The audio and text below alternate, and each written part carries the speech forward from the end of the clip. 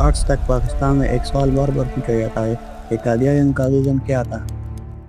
کیا وہ ایک اسلامی ریاست چاہتے تھے یا وہ ایک سیکولر ریاست چاہتے تھے، یا ان کا تصور ان دونوں سے زیادہ متوازن اور زیادہ گہرا تھا؟ قائداعظم محمد علی جناح نے صرف پاکستان حاصل نہیں کیا بلکہ اس ملک کے لیے ایک سمت بھی تھی، اور اگر ہم ان کی تقاریر، ان کی سیاست اور خاص طور پر ان کی آزادی کے بیانات غور سے دیکھیں تو ایک بات واضح ہو جاتی ہے کہ قائداعظم کا پاکستان نہ مذہبی پیشوائیت کا ریاست تھا اور نہ ہی ایسا عمل جہاں منصب کا کوئی کردار ہی نہ ہو۔ ان کا ویژن ایک جمہوری اور انصاف پر مبنی ایک ریاست تھا۔ جناح شروع سے ایک آئین جہادی تھے۔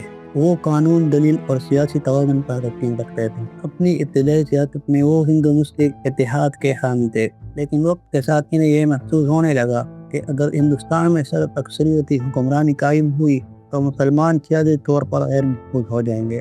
یہی وجہ تھی کہ ان کی سیاست آہستہ آہستہ مسلم سیاسی حقوق اور تحفظ کی طرف بڑھنے لگی۔ 1947 کے انتخابات اور اس کے بعد کے سیاسی حالات نے جناح کی سوچ کو بدلنے میں اہم کردار ادا کیا۔ انہیں یہ بات واضح ہوئی کہ مسلمان ایک مسلم گروہ نہیں ہے بلکہ ایک الگ سیاسی قوم ہے جنہیں اپنے مستقبل کے بارے میں خود فیصلہ کرنے کا حق ہونا چاہیے۔ یہ سوچ آگے کے قرارداد لاہور اور پھر پاکستان کے مطالبے کی بنیاد تھی۔ یعنی پاکستان کا تصور صرف زمین کا ایک حصہ حاصل کرنے کا نہیں تھا بلکہ مسلمانوں کی سیاسی اور خود مختاری کا مطالبہ تھا۔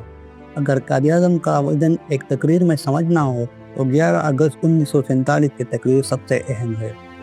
اس میں انہوں نے کہا کہ ریاست کا سب سے پہلا کام قانون و امن قائم کرنا ہے، لوگوں کی جان و مال کا تحفظ کرنا ہے اور بدعنوانی اور ناانصافی کے خلاف کھڑا ہونا ہے۔ پھر انہوں نے ایک بہت اہم اصول دیا: ریاست اپنے تمام شہریوں کے ساتھ برابری اور انصاف کے ساتھ پیش آئے گی۔ یعنی کسی شہری کی مذہبی شناخت اس کی قانونی شہرت کو کم یا زیادہ نہیں کرے گی۔ یہی وجہ ہے کہ بہت سے لوگ اس تقریر کو قائد کے اصلی شہری ویژن کا سب سے مضبوط ثبوت سمجھتے ہیں۔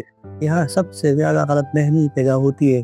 کچھ لوگ صرف 11 اگست کی تقریر کو دیکھ کر کہتے ہیں کہ جناح سیکولر ریاست چاہتے تھے، اور کچھ لوگ ان کے اسلامی حوالوں کو دیکھ کر کہتے ہیں کہ وہ ایک مکمل مذہبی ریاست چاہتے تھے۔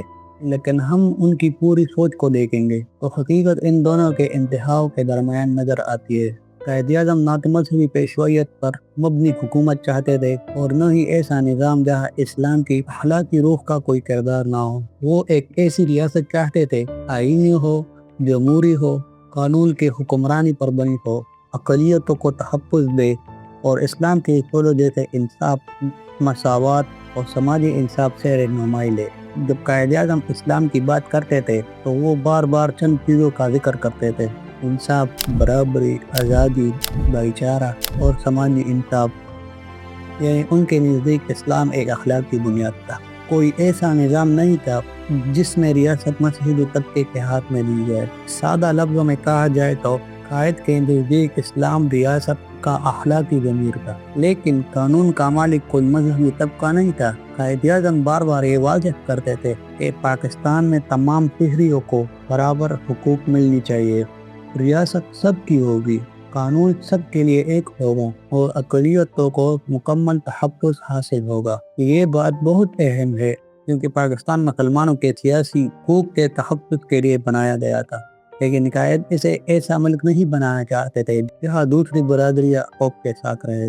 اگر اسے سادہ اور واضح جملوں میں کہا جائے، قائداعظم کا اصل ویژن یہ تھا: ایسا پاکستان جہاں مسلمانوں کو سیاسی تحفظ ملے لیکن ریاست کا نظام انصاف، جمہوریت، قانون کی حکمرانی اور تمام شہریوں کی برادری پر قائم ہو۔ یعنی ان کا پاکستان ایک آئینی مسلم اکثریتی پاکستان تھا مگر ساتھ ہی ایک جمہوری اور منصفانہ ریاست بھی تھا۔ آج یہ مسئلہ نہیں کہ قائداعظم کا ویژن موجود ہی نہیں تھا، اصل مسئلہ یہ ہے کہ ہم نے اسے آدھا پڑھا، آدھا سمجھا اور کبھی کبھی اپنے مطلب کے مطابق استعمال بھی کیا۔ قائد کا پاکستان نہ انتہا پسندی کا منصوبہ تھا اور نہ ہی شناخت سے خالی کوئی بیروح ریاست۔ وہ ایک ایسا ملک چاہتے تھے جو سیاسی تحفظ بھی دے اور انصاف بھی، جو مسلمان اکثریت کی شناخت کو بھی سمجھے اور ہر شہری کے وقار کو بھی محفوظ رکھے۔ شاید آج بھی سب سے بڑا سوال یہی ہے کہ ہم قائد کے ویژن کو واقعی سمجھ پائے تھے اور اگر آپ کو پاکستان کی تاریخ کو سمجھنے میں دلچسپی ہے تو ہمارے چینل کو ضرور سبسکرائب کیجیے.